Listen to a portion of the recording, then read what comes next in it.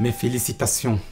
Vous êtes en face d'un homme puissant, l'un des hommes les plus puissants au monde. C'est une opportunité qui n'arrive pas tous les jours. Il s'agit de Xi Jinping, le leader charismatique qui conduit haut la main la transition de l'empire du milieu, du statut de puissance mondiale vers celui d'hégémon mondial. Le problème, c'est que vous n'avez que 5 minutes à passer en sa compagnie. Que lui direz-vous? Ne gaspillez pas cette occasion en or. Votre avis pourrait à jamais changer la trajectoire du monde. Je sais, en tant qu'Africain, vous serez tenté de parler de la relation Chine-Afrique. Mais croyez-moi, ce n'est pas la chose la plus importante à mettre sur la table. Les Africains peuvent faire beaucoup par eux-mêmes pour avoir des relations profitables avec tout partenaire, qui qu'il soit. Alors, cherchez le sujet qui pourrait tout changer, quoi. Pensez à Taïwan, pourquoi pas. Après l'Ukraine, une guerre plus meurtrière profile peut-être à l'horizon dans le Pacifique et vous pourrez aider le président Xi Jinping à la préparer ou à la gagner. Je ne vous souhaite pas bonne chance, car le sujet est épineux et vous ne pourrez à la limite énoncer que des hypothèses. Alors quoi? Cherchez le petit truc, l'idée force, l'étincelle qui va jaillir, qui va être utile à votre illustre interlocuteur. Pendant qu'on y est, puisque vous savez que Xi Jinping est engagé dans la course au statut d'hégémon, dites-lui le petit truc qui pourrait tout changer dans cette course. Faisons l'état de la question. Dans la quête d'hégémonie mondiale, la Chine coche plusieurs cases et coiffe les États-Unis d'Amérique dans plusieurs couloirs de la compétition pour le leadership mondial. Tenez par exemple, en tant que puissance commerciale, la Chine a dépassé les États-Unis d'Amérique en 2014 en matière de PIB, en parité de pouvoir d'achat. En 2019, la part de la Chine dans le PIB mondial était de 17,4% et celle des États-Unis de 15,9%. Puissance technologique, la Chine dépose plus de brevets que les États-Unis d'Amérique. Dans le domaine pointu de l'intelligence artificielle, ces investissements représentent déjà 60% des dépenses mondiales. Puissance militaire, la Chine dispose d'alliés solides, la Russie, l'Inde, et j'en passe. Tout ce que vous avez énuméré est important, mais qu'est-ce qui déterminera la transition de l'hégémonie de Washington vers Pékin? Parce que, voyez-vous, il n'y a qu'un seul hégémon. Nous pouvons avoir plusieurs puissances mondiales, mais à la limite, si la Chine veut être l'hégémon, elle devra réaliser son ambition au détriment des États-Unis d'Amérique qui aujourd'hui disposent d'un avantage militaire tactique considérable. En quelques minutes, la marine américaine peut bloquer les lignes d'approvisionnement de la Chine dans la mer de Chine méridionale où transite 40% du commerce maritime chinois. Que peut faire la Chine pour sortir de cette fragilité? Qu'est-ce qui permettra au monde de réaliser que la domination hégémonique a changé de main? C'est là que vous êtes attendu. Si vous lui parlez de la monnaie de réserve mondiale, il comprendra que vous savez de quoi il retourne. Car sur le parcours vers l'hégémonie mondiale, ce sera l'ultime case à cocher. Après l'armement, la technologie, le commerce, la diplomatie et j'en passe. Sur différents couloirs de la compétition internationale, le jeu est rude. Les choses peuvent changer parfois, la domination n'est pas statique. Par contre, si la Chine réussit le pari de hisser sa monnaie au rang de monnaie de référence mondiale, une monnaie demandée par les entreprises et les particuliers non résidents, alors elle aura réussi. Rappelez-lui une chose très simple. L'URSS a définitivement fait faillite parce qu'elle n'avait pas la capacité d'imprimer sa monnaie et de la distribuer au monde entier. Or, son concurrent le faisait. Washington s'endettait sur le dos du monde entier parce que le monde entier utilisait et continue d'ailleurs d'utiliser sa monnaie. Alors, elle imprime et distribue sans accuser l'inflation. Dites au président Xi Jinping que la monnaie chinoise, en l'état actuel des choses, est loin du compte et ne peut pas challenger le dollar. Rappelez-lui que Pékin ne revendique que 2% de devises dans les coffres des banques centrales du monde entier. Or, la part du dollar s'élevait à 61% fin 2019, suivi de l'euro 21%. La part du dollar a été légèrement égratignée entre 2019 et 2020, passant de 61% à 59%, soit, mais la domination reste écrasante.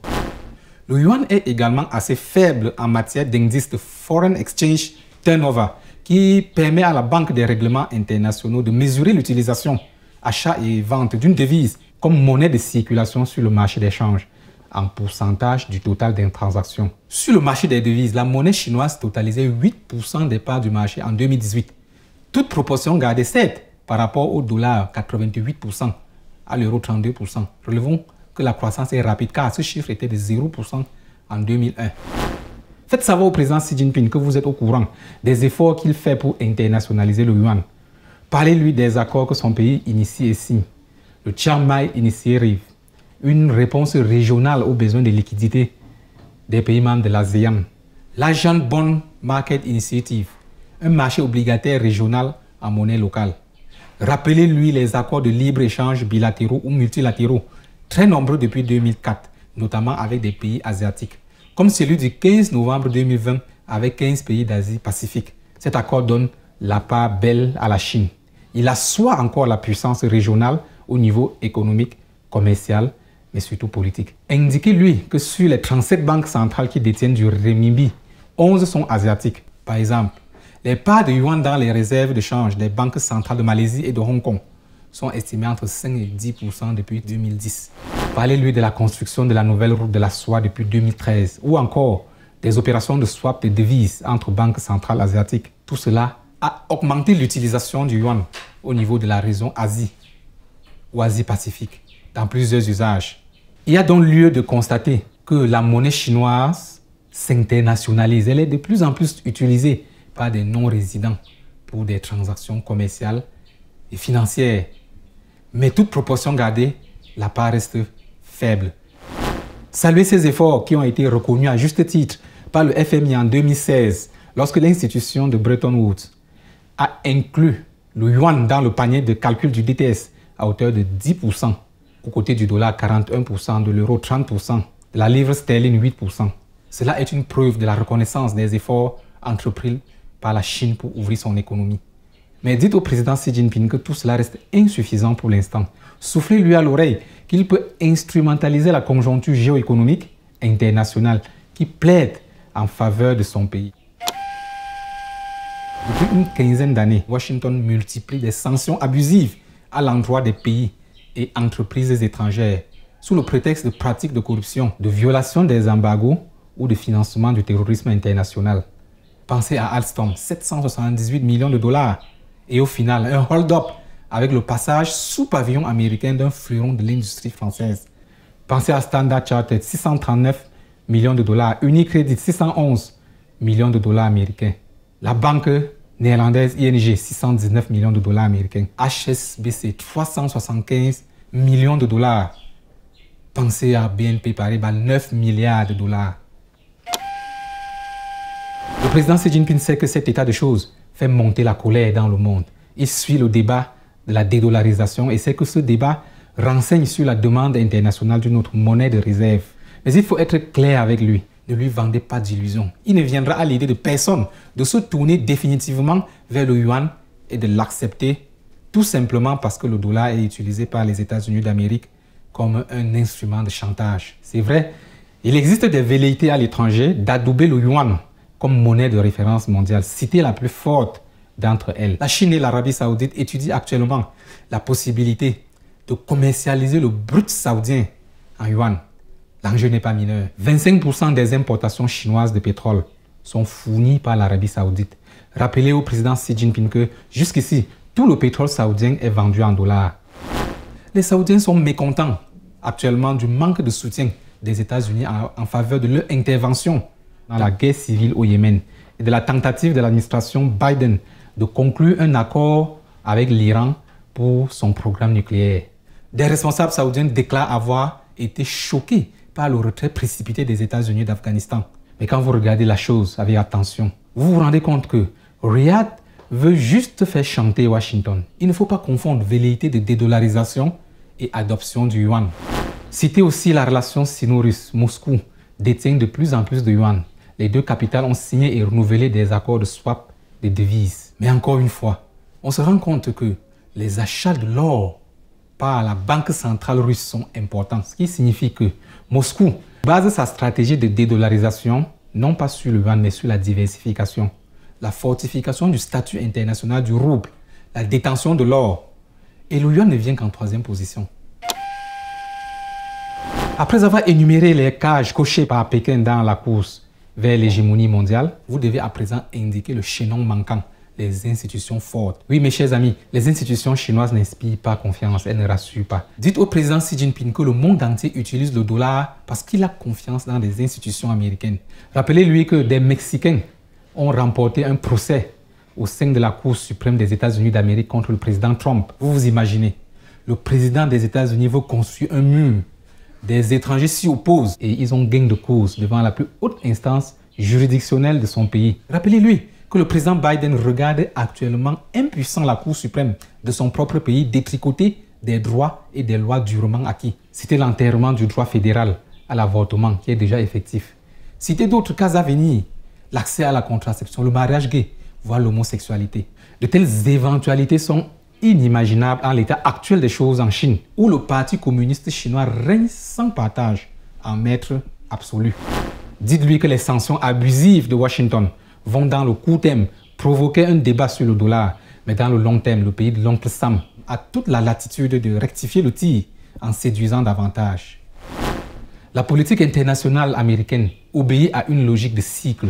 Après le cycle des sanctions abusives, peut succéder un autre cycle fait d'investissement dans le soft power. Rappelez-lui à quel point l'image de marque des États-Unis d'Amérique était négative après la guerre en Irak. Il a suffi de l'arrivée aux affaires d'un jeune avocat svelte d'origine afro-américaine, smart, qui montait les marches de Air Force One en courant. J'en passe. Aujourd'hui, de par l'équilibre qu'elle incarne, la Cour suprême des États-Unis d'Amérique dit au monde entier ceci. Faites-nous confiance, vous pouvez utiliser le dollar sans souci. Aucun Américain, fût-il le locataire de la Maison Blanche, ne pourra vous arracher vos dollars tant qu'ils sont dans vos poches. Bravo, chers amis. Si vous avez regardé avec attention cette politique fiction jusqu'à ce stade, il se pourrait que vous soyez d'une grande utilité pour l'Afrique. Car détrompez-vous. Si vous avez conseillé le président Xi Jinping, ce n'était pas pour aider Pékin à accomplir son parcours vers le statut d'hégémon. La vérité est que, dans ce parcours, la Chine n'a pas réellement besoin de vous. Elle a son idée de la façon d'atteindre cet objectif. Réussira-t-elle? L'avenir nous le dira. Par contre, vous avez fait œuvre utile pour le continent africain. Si vous infléchissez la démarche du tout-puissant président chinois et que ce dernier applique vos conseils, l'Afrique en tirera un grand bénéfice géoéconomique et géopolitique. C'est très simple à comprendre. L'Afrique qui est votre continent, qui est notre continent, gagnerait à s'inscrire dans un monde d'équilibre. Pour aider à comprendre, imaginez que les pays africains de la zone franc avaient une monnaie adossée à un panier de devises. La situation actuelle faite d'affaiblissement de l'euro vis-à-vis du dollar serait moins grave et moins handicapante pour ces pays parce qu'ils achètent directement en dollars alors que leur sort est lié de façon fixe à l'euro par une parité qui ne change pas. Imaginez un seul instant que le Cameroun pouvait aussi acheter directement en yuan. Cela ne serait-il pas bénéfique? Alors bienvenue dans un monde d'équilibre. Parions que le parcours chinois vers l'hégémonie accouchera tout au plus d'une situation d'équilibre de la terreur. La Chine pourra cocher plusieurs cases, mais gageons que le yuan aura de la peine à détrôner totalement le dollar pour régner sans partage sur le couloir de la monnaie de réserve mondiale. Prenez n'importe quelle situation. Quand les pouvoirs sont concentrés entre les mains d'une seule personne, celle-ci a tendance à en abuser. Il faut répartir la terreur, mes chers amis. L'avènement d'un yuan fort, demandé dans le monde, utilisé dans les transactions des entreprises et des particuliers, avec confiance et assurance, est une bonne nouvelle pour l'Afrique. Car alors, nous aurons le choix entre plusieurs options.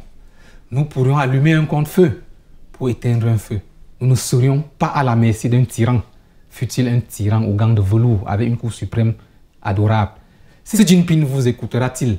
Sera-t-il assez courageux pour prendre la direction opposée à celle qui est la sienne depuis une décennie? Toujours plus d'autoritarisme, toujours plus de dirigisme, toujours plus d'opacité. Mais pour quel résultat? Vous l'avez compris, l'avènement d'un monde d'équilibre dépend aujourd'hui de la capacité de la Chine à faire son aggiornamento pour faire désirer sa monnaie de par le monde entier. Mes chers amis, merci d'avoir été nombreux à participer à ces cogitations intellectuelles. Ne nous lassons pas d'interroger le monde pour savoir ce qu'il y a de mieux à faire pour que notre continent soit un acteur du jeu mondial et non plus un spectateur. Abonnez-vous à la chaîne YouTube du Think Tank 1 puissance 55. Si vous aimez nos exercices de Brain Game, laissez vos commentaires. Indiquez-nous des sujets, des thèmes à traiter. La lumière doit être faite sur le monde au bénéfice de notre continent. C'était Maurice Simon Diom pour le Think Tank 1 puissance 55.